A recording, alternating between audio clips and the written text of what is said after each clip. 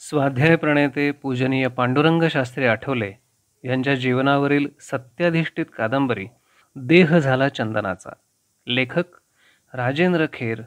वाचक स्वर राहुल सराफ. भाग 45.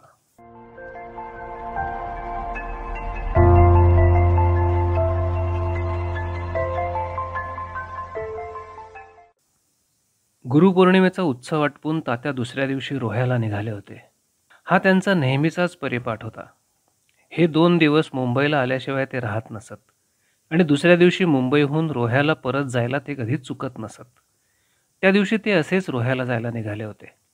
रोह्यात तेव्हा धुवाधार पाऊस पडत होता. रस्ता पाण्याखाली हरवून गेला होता. म्हणून तात्या कोलाड मार्गे कुंडलिका नदीवर येऊन पोहोचले होते. शंकरराव पाध्ये आणि 1-2 विद्यार्थी त्यांना न्यायला आले होते. कुंडलिका नदीचं पात्र भरून गेलं होतं. दुथडी भरून कुंडलिका वेगानं धावत होती. पुलावरही पाणी आलं होतं. त्यावेळी अंधारही दाटून आला होता.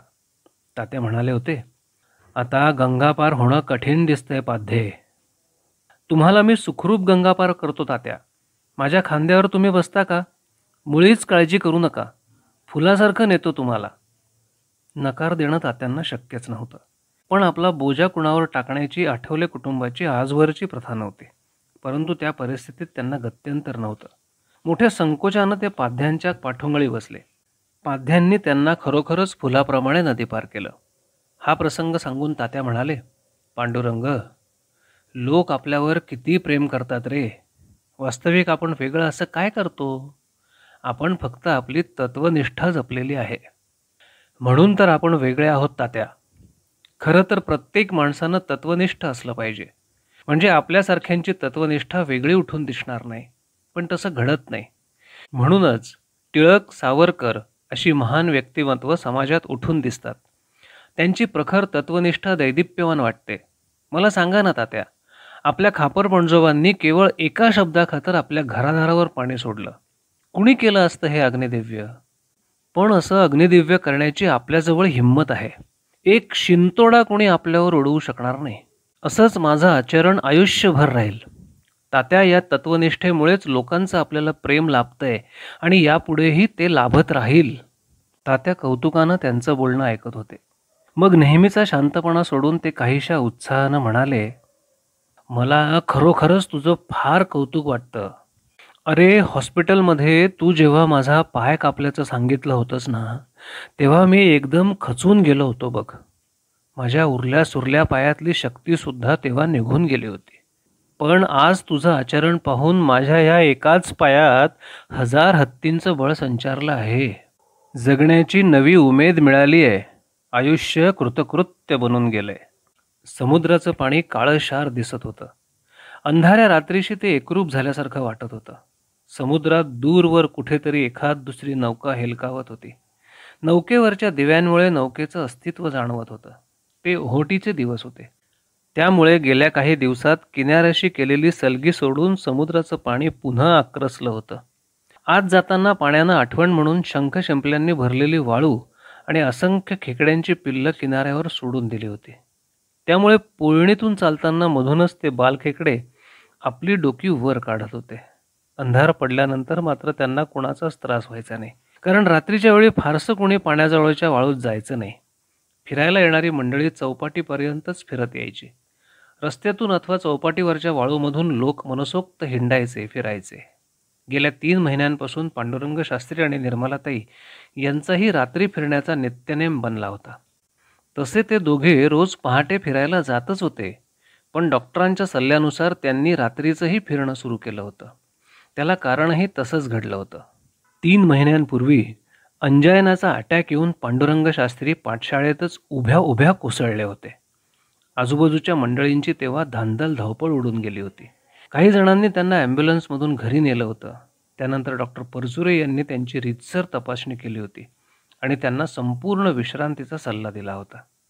गेले 3 महिने पांडुरंग शास्त्रींनी विश्रांती घेतली होती, अर्थात त्यांच्या पद्धतीनं. या कालावधीत ते घरात मुळीच बसून राहिले नव्हते. किंबहुना घरात विश्रांती घेत राहणं ही त्यांना मोठी शिक्षा वाटायची. घरात आजारपणामुळे आराम करीत पडून राहण्याचं त्यांचं वयही नव्हतं. ऐन तिशीच्या उंबरठ्यावर उभा असलेला तरुण घरात थोडाच बसून राहील. त्यातल्या त्यात पांडुरंग शास्त्रींसारख्या ध्येयवादी तरुणाच्या बाबतीत ती गोष्ट अशक्यच होती. आजारपणात सुद्धा त्यांचे भावी कार्याबद्दलचे विचार चालायचे. निरनिराळ्या योजना त्यांच्या मनात आकार घ्यायच्या. वाचन तर नित्याचंच होतं. नुकत्याच वाचलेल्या पुस्तकांवर मनातल्या मनात त्यांचं विचारमंथन चालायचं. पुष्कळ वेळा आपल्या मनातले विचार ते निर्मलाताईंना बोलून दाखवायचे. रात्री फिरायला गेल्यावर तर हमखास कोणत्या ना कोणत्या विचारावर ते निर्मलाताईंबरोबर चर्चा करायचे. आत्ताही चौपाटीवरच्या पुळणीतून फिरताना ते निर्मलाताईंना म्हणत होते, ज्याला सहन करावं लागतं ना, तो कधी क्रांती करत नाही. मला नाही समजलं. हे बघ, जो माणूस किंवा जो समाज सतत दुःख भोगत असतो, त्या माणसाच्या किंवा समाजाच्या ते दुःख अंगवळणी पडतं. नरकवास भोगणाऱ्याला काही काळानंतर त्या नरकवासाची सुद्धा सवय जडते. अशा वेळी त्याचं मन विद्रोह करायला तयार नसतं. पण ते दुःख जो भोगत नाही, तोच माणूस त्या दुःखितांसाठी तळमळीनं कार्य करतो. त्यांना नरकवासातून वर काढायचा प्रयत्न करतो. हां, म्हणजे तुम्हाला असं म्हणायचंय की ज्याला गरज नसते तोच क्रांती करतो. बरोबर समजलेस. तुला उदाहरणच देतो.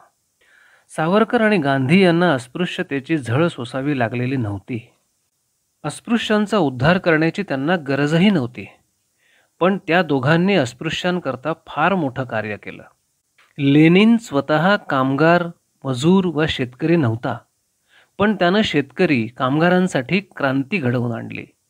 धोंडो केशव कर्वे स्वतः स्त्री नव्हते, पण स्त्री शिक्षणासाठी ते आयुष्यभर झटले. ज्याला गरज नसते तोच पोटतिडकीनं क्रांती घडवून आणतो, ही गोष्ट निर्विवाद सत्य आहे. निर्मलाताईंनी विचारलं, तुमचा मुद्दा माझ्या ध्यानात आला, पण त्यातून तुम्हाला काय सुचवायचंय? बोलून चालून निर्मलाताई एका महान तत्वचिंतकाच्या सहधर्मचारिणी होत्या. असे अनेक विचार त्यांनी आपल्या पतीच्या मुखातून आजवर ऐकले होते. त्यामुळे त्यांच्या मुखातून निघालेले अनेक विचार निर्मलाताईंना चटकन समजायचे. परंतु या विचारांमागचा हेतू जाणून घेण्याची त्यांना आस्था असायची. म्हणूनच त्यांनी पांडुरंग शास्त्रींना प्रतिप्रश्न केला होता. त्यावर पांडुरंग शास्त्रींनी सांगितलं, ज्यांना गरज नसते ते क्रांती करतात, हे तुला समजलं. तद्वत आजच्या तरुणाला धर्माची गरज नाही, म्हणूनच ते धर्मप्रवर्तक होऊ शकतात. त्यामुळेच मी तरुणांना हाताशी धरायचं ठरवलं आहे. एव्हाना ते दोघं चौपाटीवरून फिरत फिरत चर्नी रोडपर्यंत आले होते. आता पुन्हा मागं फिरायला हवं होतं. दोघांची चाल मंदावली आणि ते सहज गत्या परत फिरले. मघाच्या बोलण्याचा धागा पकडून पांडुरंग शास्त्रींनी विचारलं, बरं का निर्मला, आजपर्यंत मी पाश्चात्यांचं पुष्कळ तत्त्वज्ञान वाचलं. बर्ट्रांड रसेल वाचला, विल ड्युरांट वाचला, त्याचबरोबर Freud, Plato, Aristotle, Socrates, Kant असे किती म्हणून सांगावेत. या पाश्चात्य तत्ववेत्यांचं वाङ्मय अभ्यासलं. मार्क्स, लेनिन यांचा साम्यवाद वाचला. असं सारं तत्वज्ञान वाचून मी या मताशी आलोय की त्या लोकांचं तत्वज्ञान रुपयात 4 आण्यातलं सुद्धा नाही. पण त्यांनी विचारांचा केवढा प्रसार केला. आणि आपलंच बघ, आपल्याकडे तत्वज्ञानाचा बंदा रुपया आहे, तरीही आपले विचार कुठेही पोचले नाहीत. हीच माझी खरी खंत आहे. तुम्ही म्हणता ते बरोबर आहे. आपण कुठेही पोचलो नाही. एवढंच नाही तर आपल्यामध्येच सोशलिस्ट लोकांसारखे नास्तिक लोक निर्माण झाले आहेत. अगं, सोशलिस्ट नास्तिक असतील, पण ते अधार्मिक नाहीत. कुणीही माणूस कोणत्याही विचारसरणीचा असला तरी त्याची धर्माची बांधिलकी असतेच असते. प्राण्यांना डोकं टेकायला दगड लागतात, पशुपक्ष्यांना घरटी लागतात, तर माणसाला डोकं टेकायला फक्त धर्म लागतो. आता हेच बघ ना, पाश्चात्यांकडे Alexander, Julius Caesar, Augustus Caesar, Charlemagne, 14वा लुई असे लढवय्ये झाले. त्या त्या काळात त्यांचे कायदे आले आणि गेले, पण तुटका फुटका का होईना रोमन कॅथॉलिक अजून तिथे टिकून आहे. आपल्याकडेही अशोक, हर्षापासून अनेक राजे महाराजे झाले. त्यांचेही कायदे आले आणि गेले, पण आपल्याकडचा धार्मिक श्रावणी सोमवार मात्र अजून टिकून आहे. भक्ती आणि धर्म या गोष्टी व्यक्ती आणि समाज यांच्या उन्नतीकरता आहेत. म्हणून धर्म हा समीक्षेचा विषय ठरू शकत नाही. तो पारंपरिक विषय आहे. आणि नेमकं आजच्या काळात आपल्याकडे कोणीही उठतो आणि आपल्या धर्मावर टीका करतो. अहो, टीका कसली? अपुऱ्या माहितीच्या आधारावर आपल्या धर्माला आपलाच माणूस बदनाम करीत असतो आणि त्यातच तो भूषण मानतो. हेच आपल्याला बदलायचंय निर्मला. धर्मावरची जळमटं दूर करून धर्माचं खरं खरं स्वरूप आपल्याला लोकांसमोर ठेवायचं आहे. मी त्या टीकाकारांना मुळीच दोष देत नाही, कारण धर्माचं आजचं स्वरूप पाहून त्यांनी टीका करणं स्वाभाविक आहे. धर्म ज्यांच्या हातात आहे त्यांनीच तो भ्रष्ट केलाय. बुरसटलेले विचार त्याला चिकटलेले आहेत.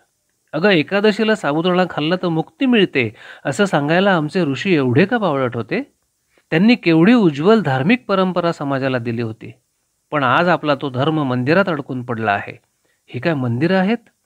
काय ती मंदिराची दुरावस्था? सगळीकडे नुसती अस्वच्छता आणि त्यामध्ये आपला देव बसलेला. खरं सांगू का, मला मशिदीतली स्वच्छता आवडते.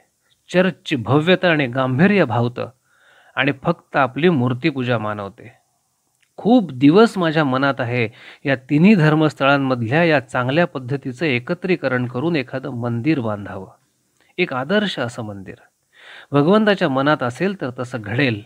आपण इच्छा आणि प्रयत्न करायला कोणता प्रत्यवाय आहे? चालताना दोघेही एक ठिकाणी थांबले. पांडुरंग शास्त्रींनी निर्मला त्यांना विचारलं, थोडा वेळ इथं बसूया का? निर्मलाताईंनी संमतीदर्शक मान हलवली.